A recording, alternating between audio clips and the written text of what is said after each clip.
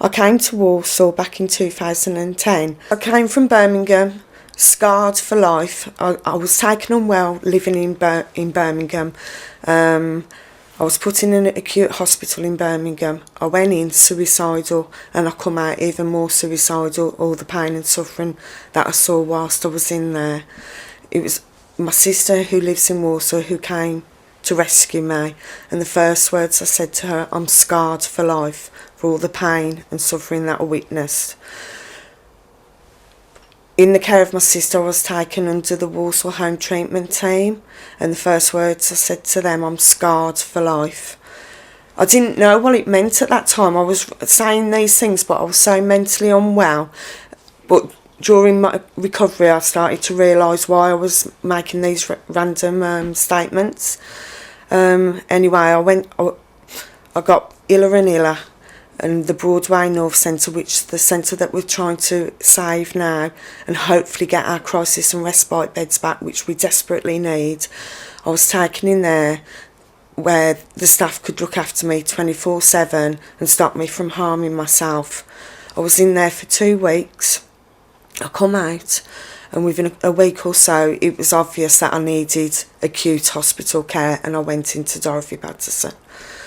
I was in Dorothy Patterson for about 10 weeks. Within them weeks, they studied me, watched me, and got my true, proper diagnosis, which is bipolar disorder. I'm angry because my hometown, my home city, Birmingham, failed me miserably. But it's actually Walsall, Broadway North Centre, Walsall Home Treatment Team, and Dorothy Patterson, them three working together, that have, I can honestly say, saved my life.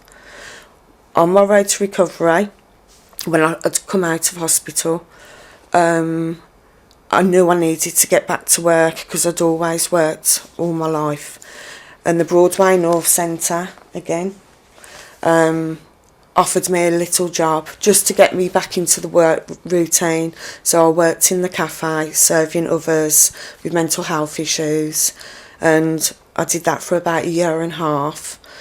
When I left there, I was offered a recruitability post with Walsall Council, and it's a post especially for people like me to just give us a chance to get back into work.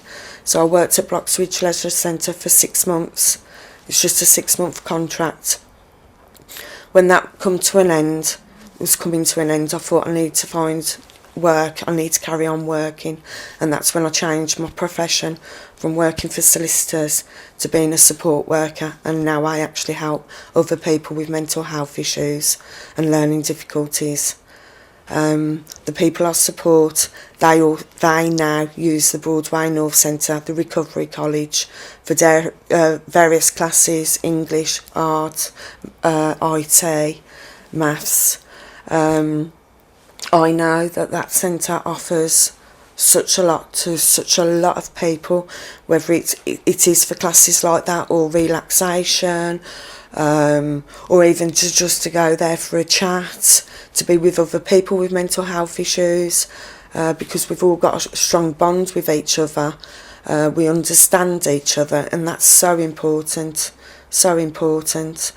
As Mel said, we have had a suicide, and as we stand here talking now, I know there's people in crisis and they need a crisis bed, and it disgusts me that the unit upstairs at Broadway is still equipped, all the beds, the kitchens, everything is there, and it's closed, but yet we've got people in crisis that desperately need a bed, and I just want it all back.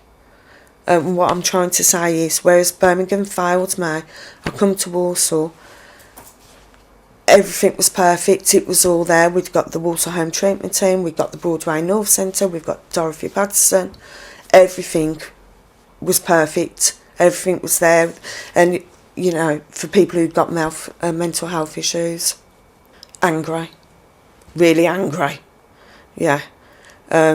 It can happen to anyone at any time. 1 in 4 people will suffer a mental health issue, and it can be whatever trigger. For me, my trigger was losing my mum so suddenly.